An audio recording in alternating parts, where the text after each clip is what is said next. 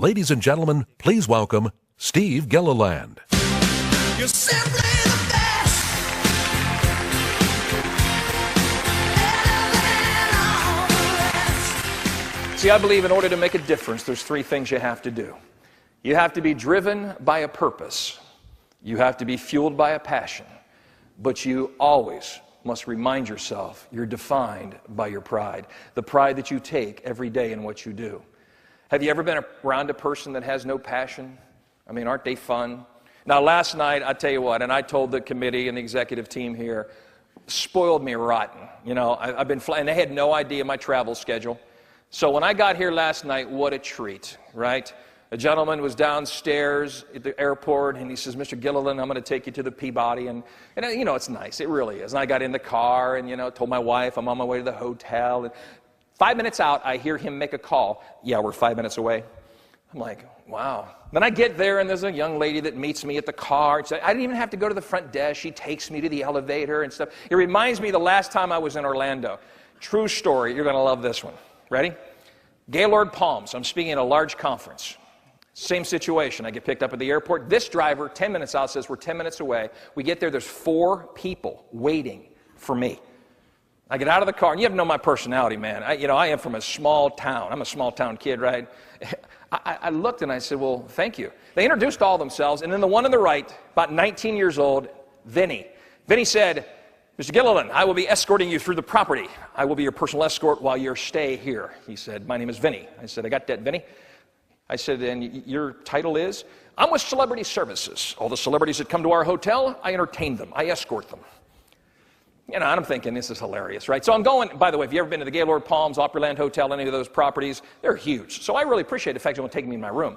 On the way, I looked at him, I couldn't resist. I said, so Vinny, give me a little view of what you've been doing here. I said, celebrities. He goes, well, he said, the conference you're speaking at. He said, Michael Eisner opened up on Sunday. I got to escort him to his room, you know, from Disney. He said, Joe Theismann spoke yesterday. And he says, now I've got you. Got to the elevator. I said, Vinny, who am I? You got to love the honesty of this kid. 19 years old, looks at me and says, sir, I don't have a frickin' clue.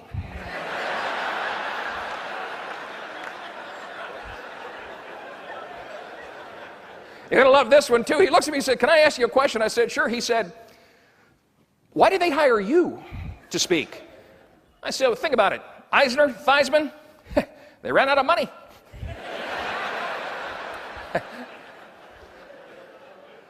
I had Alex with me.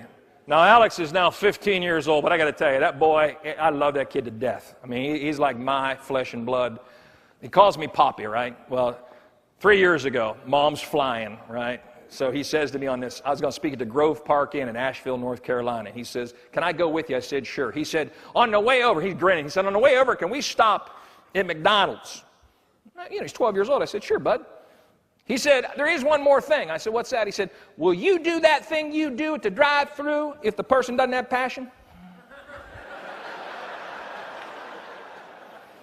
I said, where are we headed with this, Alex? He said, Poppy, I've always heard you tell the story in front of an audience, and I've even heard it on your CDs. Now I want to witness it live. He's a pretty sharp kid, right? We're going across Interstate 40 from Winston-Salem, North Carolina. Our destination is Asheville, North Carolina. He sees a sign, exit 105, Morganton, North Carolina. There's a McDonald's, and we pull in, and I'm praying, Lord, give me a person with passion. Then I hear this as we get to the speaker. Charlie.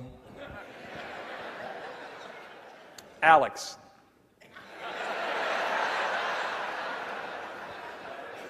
So I gave the kid my order. I said, I want a chicken. Frank, go. Because I understand what I said. I said, I want a chicken. Frank, go. You'll love this one. He said, pull around. The speaker's broke.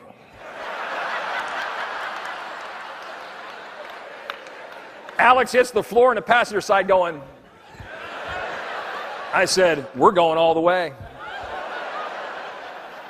We pulled up to window number 2. Kid said, so about that man, what do you need? I said, I want a chicken. Frank, go. Alex said, go, go, go. We pull out of McDonald's. We have no food. We've been to 2 windows. We have no food. I said, what are we doing? 12-year-old looks at me and says this, Poppy, I might be only 12, but I do know this. If the person packing our food doesn't think you're funny, I'm not eating it.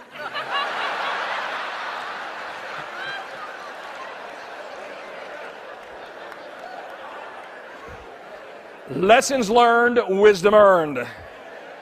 What super psychological genius said to count? I'm not a child psychologist. I might not even be a great parent, but I do know this. If you give a young person to the age, I don't care what age, if they're young, you give them to the count of 5, they're going to take you there. Because they want to see what you're going to do when you hit that number.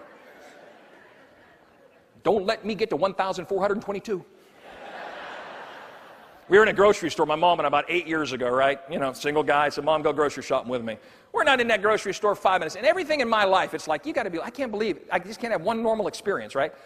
Woman starts to count to her kid, Jimmy. She said, Jimmy, don't make me get to 5. I'm an adult standing there going, Jimmy, take her to 5. She got to 4. She said 4.5. And my mother hollered, 5, whack 'em.